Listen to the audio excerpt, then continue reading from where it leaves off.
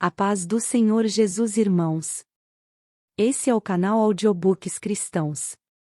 Se esse audiobook for uma bênção para você, compartilhe com mais pessoas para abençoá-las também. Inscreva-se no canal para receber atualizações sobre novos vídeos edificantes como esse. Deixe sua opinião e sugestões para mais audiobooks cristãos. Curta o vídeo e abençoe vidas compartilhando esse material. Como ser dirigido pelo Espírito de Deus. Livro de Kenneth Hagin. Capítulo 15. Dependa do seu espírito. Porque em verdade vos afirmo que se alguém disser a este monte, ergue-te e lança-te no mar, e não duvidar no seu coração mas crer que se fará o que diz, assim será com ele. Por isso vos digo que tudo quanto em oração pedirdes, crede que recebestes e será assim convosco. Marcos 11 versos 23 e 24. Seu espírito sabe coisas que sua cabeça não sabe. Porque o Espírito Santo está no seu espírito. Quando a ciência médica me abandonou para morrer como adolescente, dizendo que nada mais havia que se pudesse fazer por mim, eu sabia de alguma forma, que se houvesse ajuda para mim em algum lugar, seria na Bíblia. Comecei com o Novo Testamento porque sabia que não tinha muito tempo. Acabei chegando a Marcos 11 versos 23 e 24. Quando cheguei a Marcos 11 verso 24, alguma coisa de fora de mim, em algum lugar, disse à minha mente, isto não significa tudo quanto pedirdes, física, material, ou financeiramente. Significa apenas, tudo quanto pedirdes espiritualmente.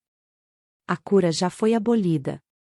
Procurei persuadir meu pastor a vir contar-me o que Marcos 11 verso 24 realmente significava. Ele não veio. Finalmente, certo pregador veio.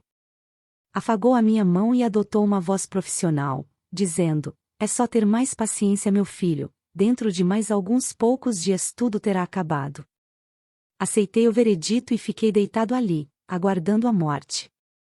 Foi 2 meses antes de eu voltar a ler a Bíblia, voltando a Marcos 11 versos 23 e 24. Eu disse, Senhor, procurei arrumar alguém para me ajudar, e não consegui. Vou dizer-te, pois, o que vou fazer. Simplesmente vou aceitar literalmente o que tu dizes na tua palavra. Quando estavas aqui na terra, tu a disseste. Eu vou crer nisto. Se tu não mentiste a respeito, eu vou sair desta cama. Porque posso crer naquilo que tu disseste que posso crer. Aí, tive a seguinte ideia. Custou-me muito tempo porque tinha uso limitado das minhas mãos. As pessoas apoiavam a Bíblia na minha frente, e eu virava as páginas. Resolvi consultar minhas referências a respeito da fé e da cura. Cheguei a Tiago 5 versos 14 e 15. Está alguém entre vós doente? Chame os presbíteros da igreja, e estes façam oração sobre ele, ungindo-o com óleo em nome do Senhor.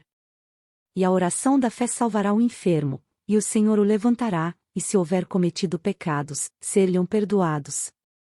Tiago 5 versos 14 e 15. Eu pensava que todas as demais escrituras sobre a cura, e todas as demais promessas ligadas à oração dependiam disso, pensava que era obrigatório chamar os presbíteros da igreja. Não é obrigatório, você pode, se precisar.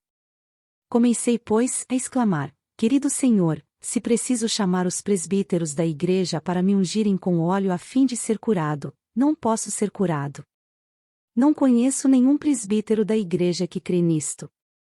Já havia 6 meses que eu fora salvo, e nunca ouvira uma voz interior.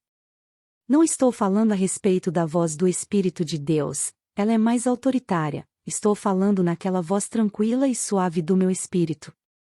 Meu espírito me disse, você notou aquele versículo que diz que a oração da fé salvará o enfermo? Tive que olhar outra vez. Tinha fixado minha mente nos presbíteros, e não notar aquela parte. Sim, eu disse em voz audível, é o que o versículo diz. Veio como um verdadeiro choque para mim. Depois no meu interior, as seguintes palavras foram faladas, você pode orar aquela oração tão bem quanto qualquer outra pessoa. Aleluia! Mas a minha educação espiritual foi lenta, exatamente como a sua. Permaneci mais 9 meses naquela cama antes de finalmente ver que tinha que crer que já recebera a minha cura, antes dela se manifestar. Foi enquanto orava e dizia: creio que recebo a minha cura que percebi o que devia fazer. Disse: creio que recebo a cura desde o alto da minha cabeça até as plantas dos meus pés. Depois comecei a louvar a Deus, porque acreditava que recebera a minha cura. Mais uma vez no meu interior, ouvi estas palavras, não era aquela voz autorizada, mas simplesmente uma voz tranquila e suave, tão fraca que não teria ouvido se minha mente e meu corpo tivessem sido muito ativos. Agora você crê que está são. Eu disse: certamente creio.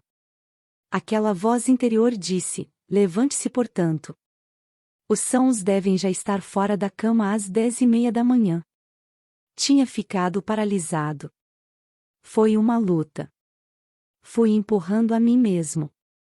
Finalmente, levantei-me ao ponto de estar inclinado sobre a cabeceira da cama. Meus joelhos foram cedendo até ficarem perto do chão. Não sentia nada da cintura para baixo. Mas, inclinado sobre a cabeceira da cama, disse outra vez: quero proclamar na presença de Deus Onipotente, do Senhor Jesus Cristo, do Espírito Santo, e dos santos anjos presentes neste quarto, e quero chamar o diabo e todos os espíritos malignos que estiverem presentes neste quarto para registrarem o fato, que de conformidade com Marcos 11 verso 24, creio que recebi a minha cura. Quando disse isto, fisicamente senti alguma coisa. A sensação era como se houvesse acima de mim alguém derramando um cântaro de mel sobre mim. Senti-o bater na parte de cima da minha cabeça. Parecia empilhar-se como faria o mel, e depois começava a escoar lentamente sobre mim, descendo por meu corpo. Tinha um ardor caloroso.